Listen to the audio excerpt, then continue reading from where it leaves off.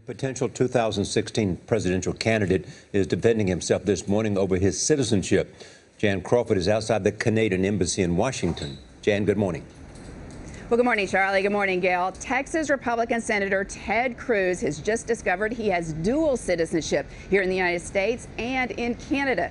That's where he was born to American parents. So with 2016 just around the corner, Cruz is trying to put this issue to rest before a campaign would get underway.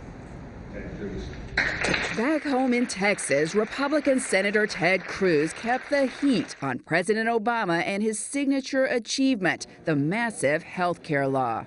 And I'll tell you right now, the single biggest fight in Washington, and I think the most important fight, is the fight to defund Obamacare. But now Cruz is taking some flack for having dual citizenship in the U.S. and in Canada, something he only recently discovered. Earlier this week, Cruz released his 1970 birth certificate showing he was born in Calgary, where his Cuban father was working in the oil industry. His mother is a U.S. citizen, so Cruz is considered a natural-born U.S. citizen, a point he emphasized in an interview yesterday. My mother was an American citizen, born in Wilmington, Delaware. She was a citizen by birth, and so under U.S. law, I was a U.S. citizen by birth. Those are the facts.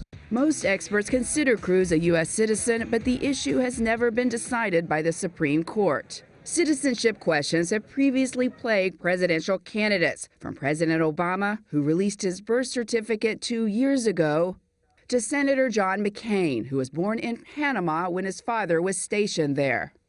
A possible White House bid may be one reason Cruz is taking the extra step of renouncing his Canadian citizenship, a process that will take up to 8 months. Rumors are swirling that Cruz will run in 2016. In the past 2 months, he's made several appearances in Iowa.